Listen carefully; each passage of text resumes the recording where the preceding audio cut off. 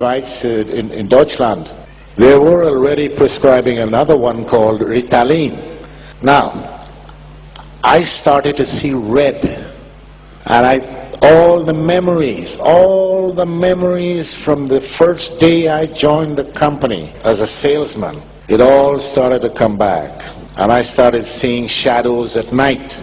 People dying from taking medication that was legalized because I had bribed the Swedish government to get the Sulasung for Prozac in Sweden. Now, can you imagine that? Sweden is reputedly one of the cleanest, most transparent countries in the world. They have the Nobel Prize of Medicine. And what I didn't think of at the time, the Americans, my friends were talking about them. Sorry, Jim. They love the prestige of the Nobel Prize. That is why it was important for them to get the registration of Prozac in Sweden. That was one of the major things that I did, because the company told me, your career may depend on it. Now, I can't go through all the items of corruption I've been involved in. It's too many. I'll have to spend a couple of weeks here. But you can read about it in my book that's selling over there. It's called Nebenwirkung Tod. It's in German, and the English version last week is now as an e-book for any of you who might be interested in that. Now, as my colleague Rima was referring to earlier in her speech, what is the pharma industry doing to us? They're the most powerful industry in the world. They sleep in the same bed with governments. They use corruption to get what they want. Corruption involves money. Cool. They have lots and lots and lots of money, and that is how they make their money. Now, they also kill more people than the wars we have in the world. But long term, they punish you and then they kill you. And that has to stop. We need, according to the way things are today, we need the pharma industry because there are some good things out there. Sorry, Rima, I might be contradicting everything you said, but there are some things there that is good, but most of it is rubbish. They're not interested in curing any disease you may have. They're more interested in making you get diseases. They're interested in symptomatic treatment. They want patients who are diabetics, cardiology patients, Parkinson's disease, rheumatoid arthritis, arthrosis, because you live a long time and the drugs that you have to take, you take that for the rest of your life. So let me ask you the question. Is there anybody in here that can tell me when was the last time you heard or read that a pharma company has come with something that cures a disease? Beantworten Sie mir I'll give you €100 right now if you tell me. They don't cure anything, they make you sick. Now, this company that I talked about, the Eli Lilly and Company, remember that name. They have been doing this for years and years and years. 3 weeks ago, I received a mail.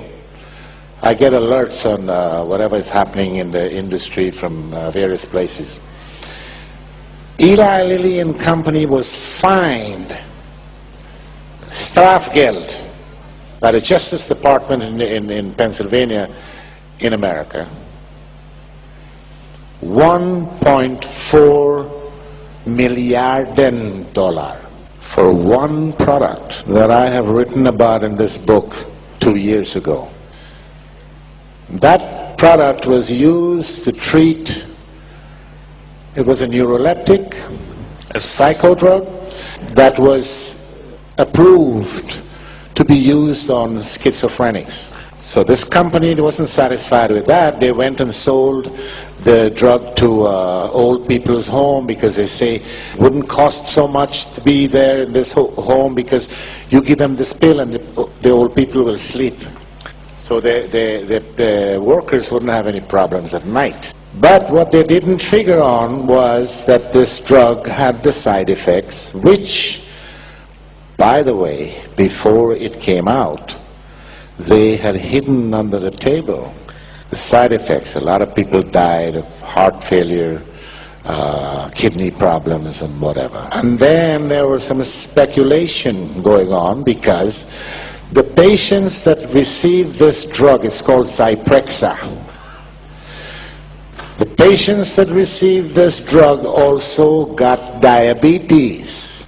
And who is the largest diabetes medication producer in the world? Eli Lilly and Company.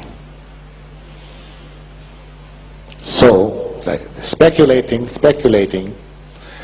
So they were taken to court and they were fined. It's the largest strafgeld in the history of the nation. Now there are a couple of other companies that were fined heavily for other drugs in the pharma industry. And these are huge companies. But it never came out. You know why? Because the press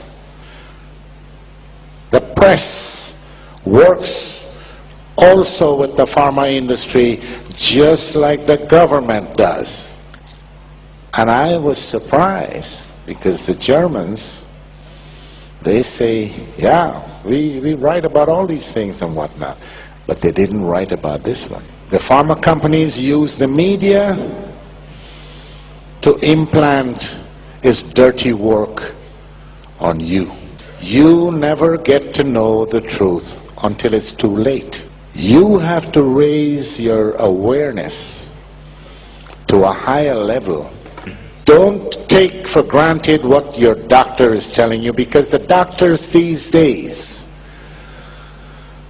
let's say during my working half of my life, they don't know much about medicine.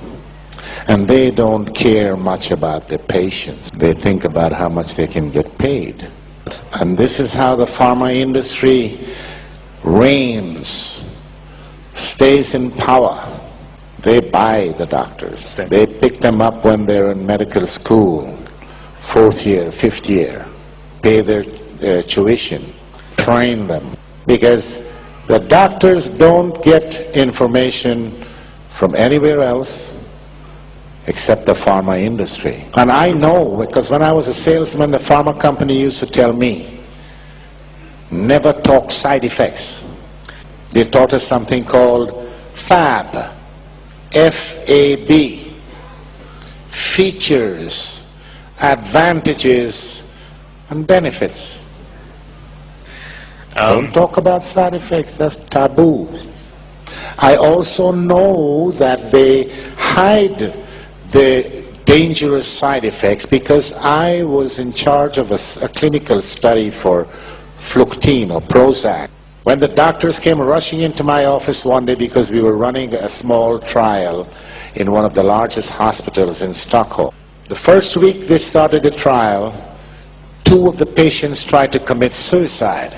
And this is a major side effect of these psychotropic drugs. They call them the SSRIs, selective serotonin reuptake inhibitor. That's a long fancy. It's called akathisia. The pharma industry, by law, is not obliged to give out information like that.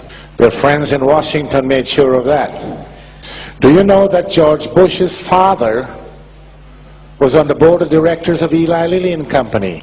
One of the political advisors in the George Bush administration, a guy called Mitch Daniels, he was a vice president with Eli Lilly.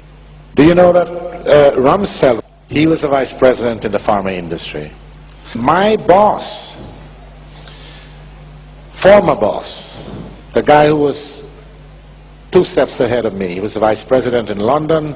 He later became the CEO and chairman of the board of Eli Lilly and Company. He was made a member. All the memories from the first day I joined the company as a salesman, it all started to come back.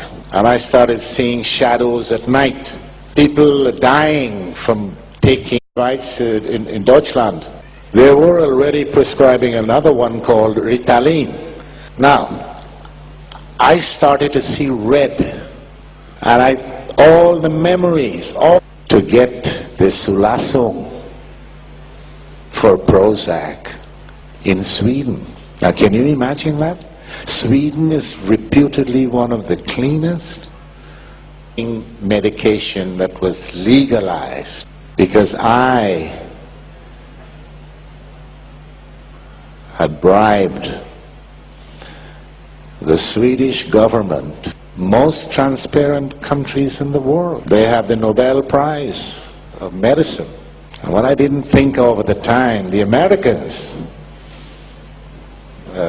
my friends were talking about